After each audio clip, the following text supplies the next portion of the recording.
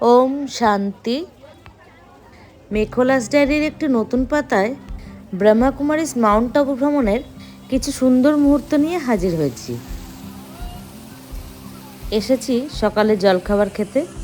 ওই যে সামনে যে সাদা রঙের বিল্ডিংটা দেখছেন, ওটি হলো শান্তিবনের বিগ ডাইনিং হল। হাজার হাজার ভাই বোনের প্রতিদিন ভোরবেলার চা, কফি, দুধ, সকালের জলখাবার, দুপুরের খাবার, বিকেলবেলা আবার চা, কফি, দুধের ব্যবস্থা, তারপরে রাতের খাবার। সারা দিন রাত চলে এক বিশাল কর্মযজ্ঞ।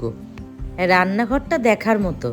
সেখানে দেখেছি বিশাল বড় বড় পাত্রে রান্না হচ্ছে। এখন অনেক উন্নত মানের মেশিনও চলে এসছে, এতে খানিকটা হয়তো সুবিধা হয়। শুধু রান্না আর খাওয়া নয়, তারপরের কাজটিও কিন্তু বিশাল কাজ। মানে এই এঁঠো বাসনপত্রগুলো তো আবার সুন্দর করে ধুতে হবে। এ কাজেও বহু ভাই বোনেরা রয়েছে। আর সাথে রয়েছে বিশাল ডিশ ওয়াশার মেশিন। 3টি ফ্লোরেই প্রায় 18টি বসে খাওয়ার মতো হল রয়েছে। খাবার সব বুফে সিস্টেম। শৃঙ্খলা বজায় রেখে লাইনে দাঁড়িয়ে আপনি আপনার পছন্দের খাবার যত খুশি খেতে পারেন। তবে হ্যাঁ, খাবার নষ্ট করা একেবারেই উচিত নয়, তাই যতটুকু প্রয়োজন ততটুকুই নেবেন। सुबह का नाश्ता, माछ है, रोटी, पूरी। 3তলায় সমর্পিত টিচার দিদিদের আলাদা খাবার ঘর রয়েছে। এছাড়া বাইরে থেকে কোনো গেস্ট এলে তাদের জন্য ভিআইপি ডাইনিং হলও রয়েছে। এখান থেকেই আনন্দ সরোবর, মানসরোবরে খাবার পাঠানো হয়।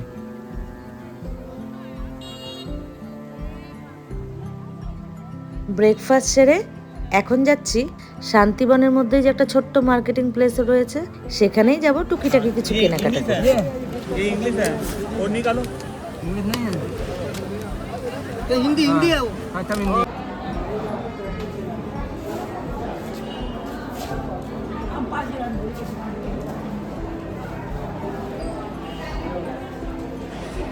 এগুলো সব বই,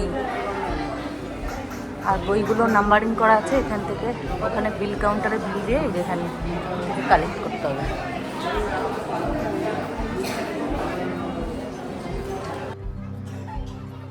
এই দোকানগুলো সকাল 8টা থেকে বেলা 11টা অবধি খোলা থাকে। তারপর সারা দিন রাতের মতো বন্ধ থাকে।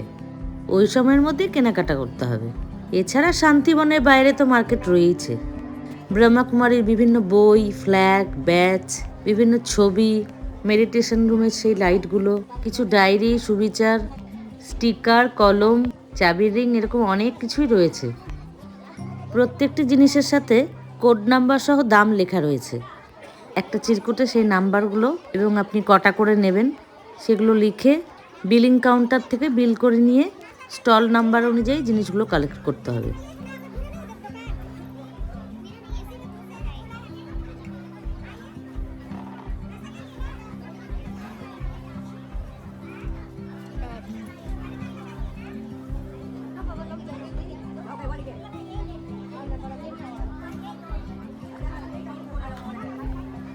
ওই যে সামনে লেখা রয়েছে বিলিং কাউন্টার, ওখান থেকেই বিল করতে হয়।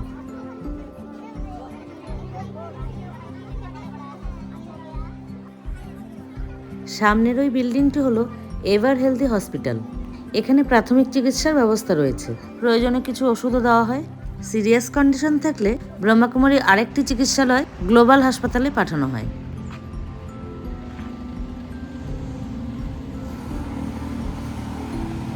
তপোবন। এখন আমরা এসেছি শান্তিবনের খুব কাছেই ব্রহ্মাকুমারীর তপোবনে।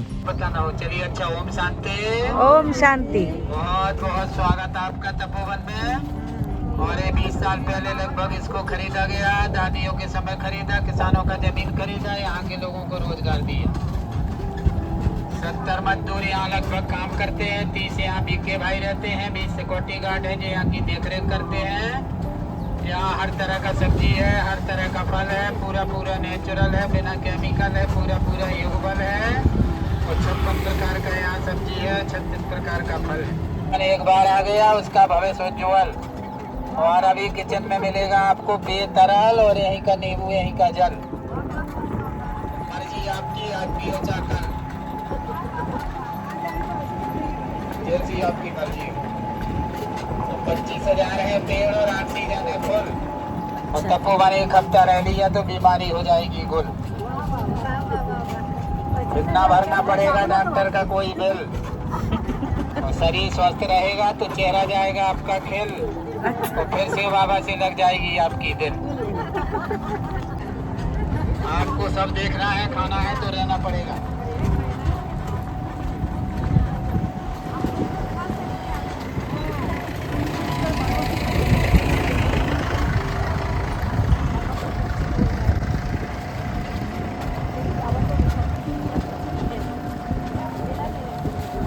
ये नींबू का बाग है पूरा जी।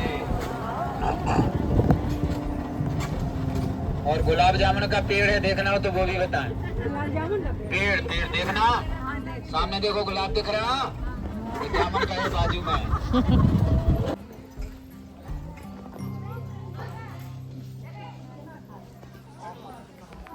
पीछे खाली है, बच्चों को बैठना तो मना था गाड़ी पे भाई। पीछे बैठ जा, पीछे पीछे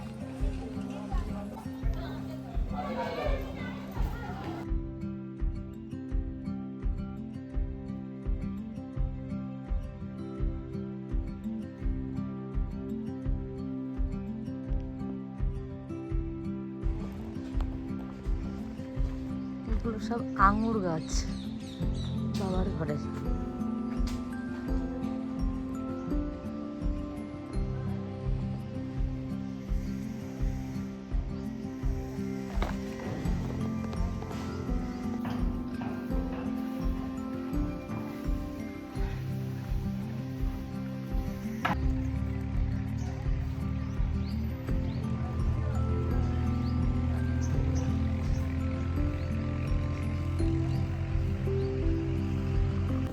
वाले कहीं नहीं सकते।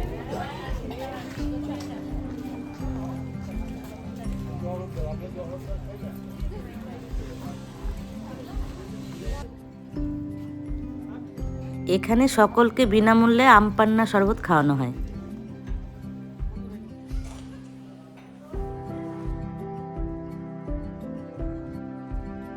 বিশাল বড় জায়গা জুড়ে রয়েছে এই তপবন। নানা রকমের ফুল, ফল, সবজি, ভেষজ উদ্ভিদের গাছ এখানে রয়েছে। এখানে শুধুমাত্র জৈব সারই ব্যবহার করা হয়।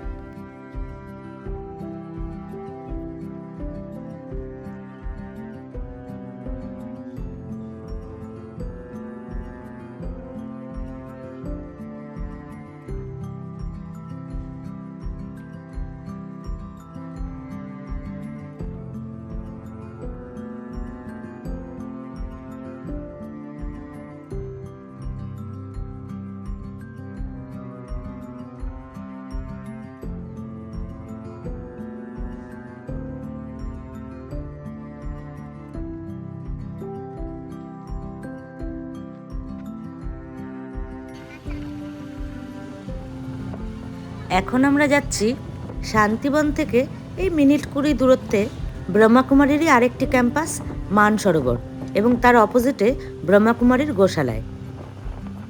ওই যে দূরে বিল্ডিংটি দেখা যাচ্ছে, ওটি হলো মানসরোবর।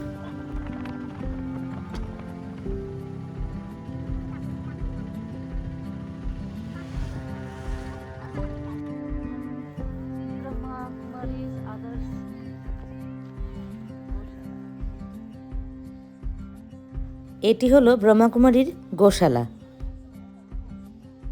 বেশ বড় চত্বর জুড়ে রয়েছে এই গোশালা। এখানেও রয়েছে বাবার কামরা। এই টিনের শেড দেওয়া ঘরটিতেই গরু বাছুরগুলো থাকে। সামনের ওই গ্রিল ঘেরা জায়গাটিতে ওরা সারাদিন থাকে। ওদের দেখভাল করার জন্য, ওদের উপযুক্ত খাবার দাবার, ওষুধপত্র ইত্যাদির জন্য বেশ কিছু ভাই বোনেরা নিযুক্ত রয়েছেন।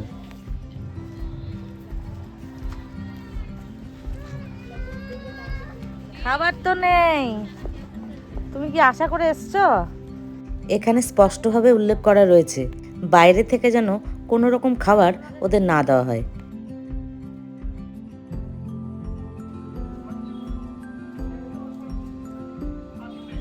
গোশালা দেখে এবারে যাচ্ছি মানসরোবরে। প্রথমেই বলেছি রাস্তার ঠিক অপোজিটেই মানসরোবর।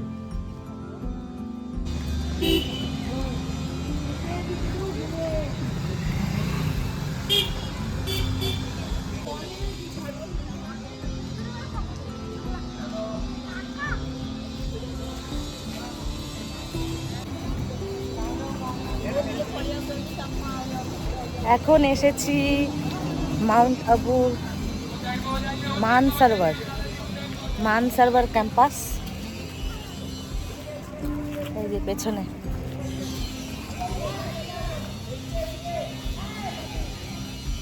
এখন আগে যাব বাবার কামরায়।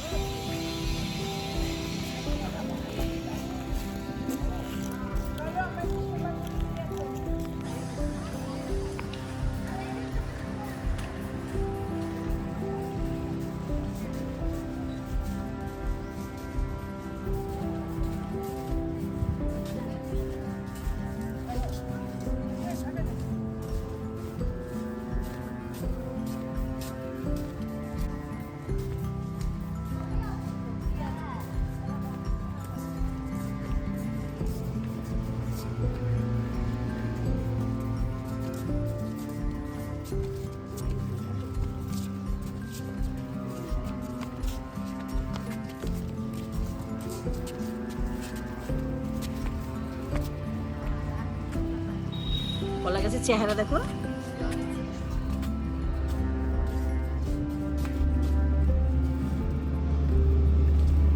এগুলো দিয়ে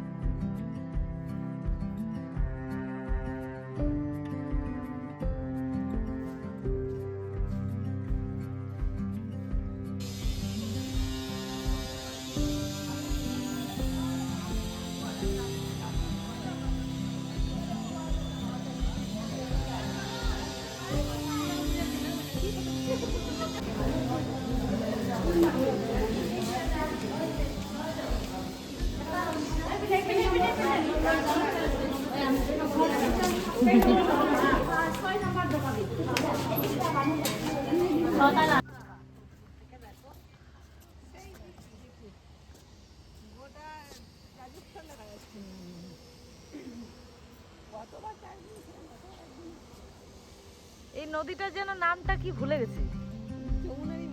না না, একটা কি যেন নাম বলেছিল, স্বপ্না বলতে পারবে। এই নদীটার নামটা কি যেন,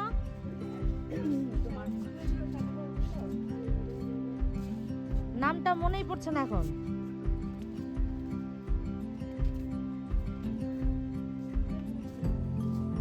কি জানি ভুলে গেছি। ছাদের উপরে ছাদ বাগান এত সুন্দর, এটা ভাবা যাবে ঘাস লাগিয়েছে ছাদে।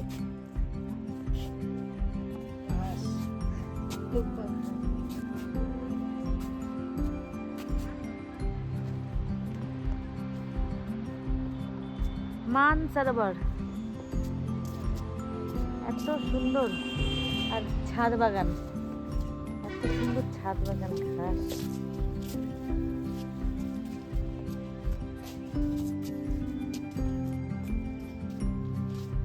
এখানে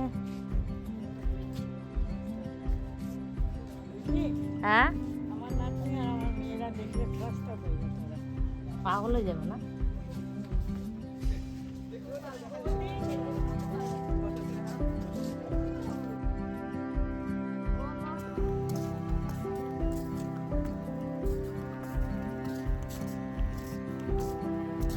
আরে দারুণ জায়গা, দারুণ। ব্রিজটা দেখা যাচ্ছে ওখান থেকে, এই যেটা মেন। আচ্ছা, কোথায় নিচেই নামি না।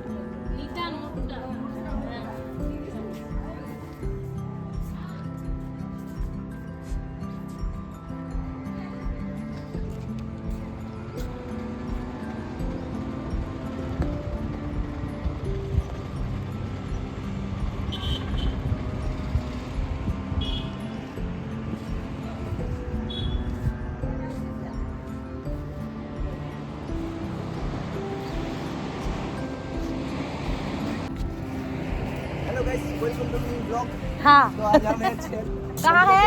हाँ बोल दो। गार्डन में, इसको कहते हैं टेरेस गार्डन। इसमें लगता नहीं कि ये टेरेस के ऊपर है। हाँ। इतने सुंदर सजा हुए हैं और पौधे इतने इतने सुंदर हैं, देखने लायक। सचमुच